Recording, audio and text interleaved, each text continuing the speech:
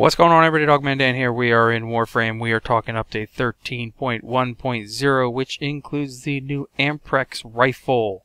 A AMPREX rifle fires a continuous beam of high voltage electricity that arcs among nearby enemies. This weapon excels at crowd control. Okay, so I saw this weapon, I immediately thought Volt. I pulled out Volt. This is going to give me a reason to reform a Volt and get him all nice and happy, so that way he fits in perfectly with this weapon, because basically this weapon, as I see it, is Volt in a weapon. So not just the frame, but now you got Volt in a weapon. So we're going to talk a little bit more about this as we go through the video. In the background, obviously, I am running it for the first time, so you can see what it looks like. It doesn't have much power. There's not a lot to it right now in its basic level, so don't just go run up to a tier 3 Void and think that you're going to own it, because it's just not going to happen with this guy. You got to take some time to farm it up there and get it going. So, what we've got here, I'm going to throw it up on the screen. Excuse me. It's already building in the dojo. It takes 3 days to build in the dojo. Guys in the clan had already gotten it started, so when it comes out of the dojo in 3 days, I'll let you know what the actual resources requirements are for putting in the foundry at that time, but I don't know exactly what they are right now. So looking at it, it's 225 platinum if you want to buy it outright. It does have electricity of only 7.5, accuracy of 12.5, fire rate is 20, critical is 2 times 50%, which is really high. The status per second is 20%, which is actually pretty high. Magazine is 100, reload is 2.0, and the trigger is a held trigger, so you just pretty much hold it down. Now, we will go through all the updates here in a minute, but talking about this weapon, we got some good advantages. It's definitely got a high status chance starting at 20%, so you know status mods are going to work out really well in here. It's also got a high critical chance. Now, from what I understand, you can mod this critical chance up to 100% just using a point strike mod. So, 100% critical chance with a high status chance, come on. You know this weapon is going to devastate as it gets in there. And it lightning chains between enemies, similar to the Volt's AoE. Or actually even Volt's main first ability as well.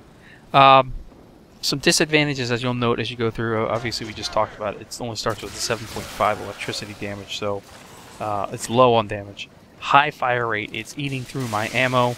I've got to take my Dragon Nikana out a couple times as we go through this because I run out of ammo. So ammo mutation mods are going to be a must as well. There are no polarities. It does have a pretty short range of roughly 25 meters from my understanding. But with that said, I think it's still going to be potentially a really good gun with the fact that it's got a high crit and high status chance. So you could potentially do some really good AoE element setups, something like gas and electric. But we'll see how I go through it when I go, get through it. I am definitely more focusing right now on melee stuff. I've got a few melee builds coming up soon.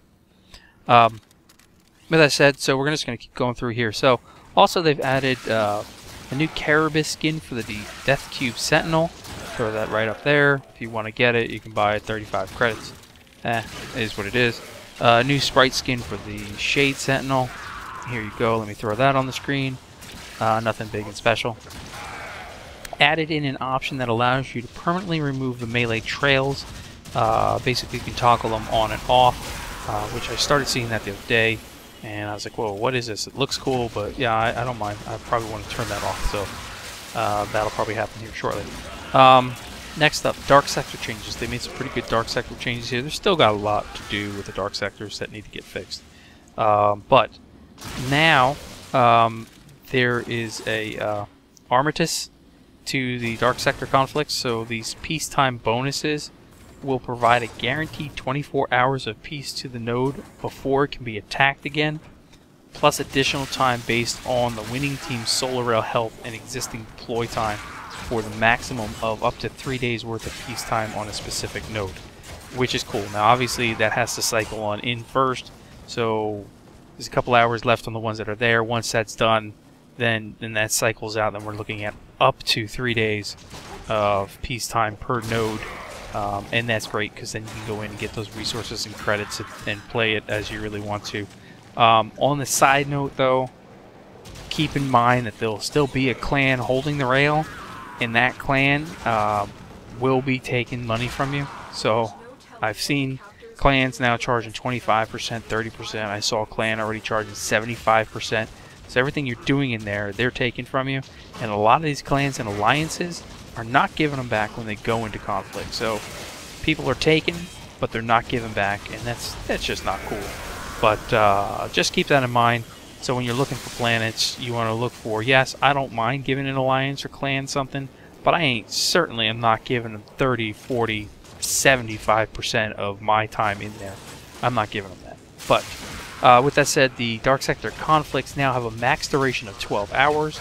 So you're in and out of conflicts. You're going to be spending more time outside in peacetime than you will be in a conflict, which is pretty cool. And they've also added a mod drop table for the Tenno Spectres. When I find out more about what the mod drops are on the Spectres, I will get it posted on the Nog forums, and I'll get it up to you guys. I'll talk to you about it in videos if I find out about it. So some changes we've got going on in here. So they've added in more spawn points in the Orc and Survival Objective Room. They've increased the difficulty of the Void Survival 3 missions by increasing the number of enemies that spawn during the mission. Pretty cool. Definitely going to go in for that. They tweaked the animation set for the staff slide attacks, and they've tweaked the animation set for the Tenno slide rolls. Also, region, recruiting, and trade channels will now automatically leave the proper channels after the region is changed in the settings tab. So if you swap regions from, say, US to UK or whatever, it will automatically swap you on those channels as well. A pop-up will now appear when players attempt to view the Dark Sector tutorial while in-game, informing them that this is not possible. This was implemented in an effect to block potential UI lockups that were occurring, or could occur. They've removed the collision of a number of art assets that were not reachable by players in the Grenier Shipyards tile set in an effort to improve level performance. So we were having some, I guess, some performance issues, and they've swapped that around, which is cool. They tweaked the ambient sound effects in the Shipyards tile set. Also, players under Mastery Rank 2 will no longer be marked by the Gristog 3, which is cool because you pretty much get owned by them at that kind of level anyway. Players will now automatically be logged out of the game if idle on a star map for 15 minutes after an update has been deployed. So if you're in the game and you were AFK and they run an update, basically, after that update occurs, you've got 15 minutes. If you don't come back, it'll automatically log you off the game, so that way you have to do the update. Okay? Loki's invisibility will now be cancelled when the player is downed. Keep that in mind. So you won't be invisible when you're down on the ground, which means people could actually see you. They tweaked the number of Warframe ability sound effects, and they updated the spare parts description to better describe the mod's functionality. Now it says rare item drop chance on Sentinel death. About time they changed that so people understand what spare parts really meant. That's been an issue for a pretty long time. So let's move along here, talk about some of these fixes that have occurred in here. So they fixed Rhino, Tenno Spectres, Rhino charge dealing no damage. Damn it! Anyway, fixed an issue with the localized text not properly fitting properly within button borders. Okay. Fixed issues with Lotus subtitles incorrectly referred to trams when talking about prosecutors. Fixed an issue with placeholder text and image appearing when determining the Dark Sector winner. Fixed a number of crashes. Fixed an issue with the mouse input being lost when quickly opening and closing the rail management UI. Fixed an issue with Excalibur helmet appearing on the proto armor skin. Fixed an issue with players not being able to properly add to a clan if sent multiple clan invites. Fixed an issue with incorrect values being displayed for clan vaults with large amounts of credits.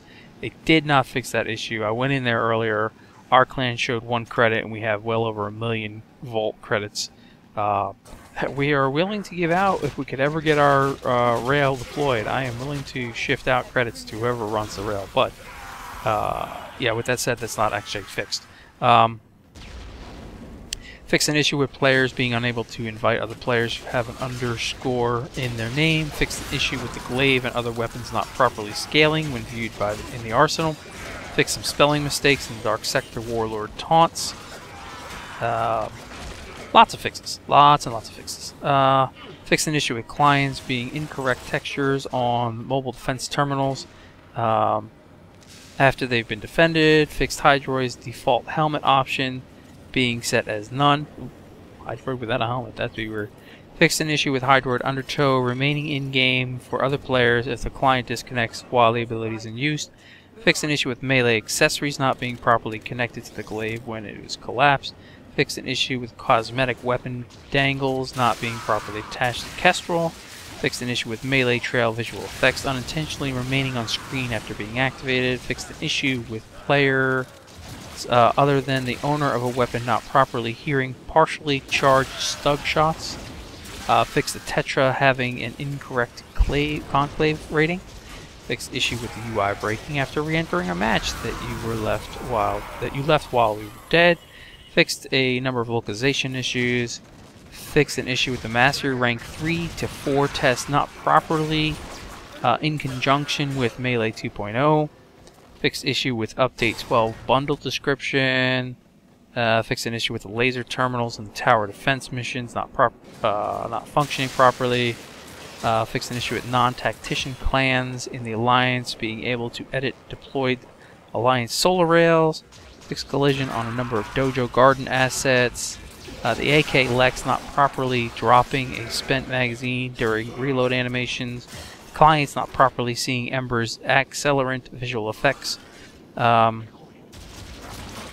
Instance by which clients could ragdoll capture targets locally on their own screens. The capture target would appear normal to other players. And fixed missing defense rewards on Sedna Hydron. So lots of changes there. And then they fixed a couple other little minor things. But that's about it on this video. Hopefully you enjoyed it. I will catch you guys in the next video. Stay tuned for more. Thanks for watching. See you later.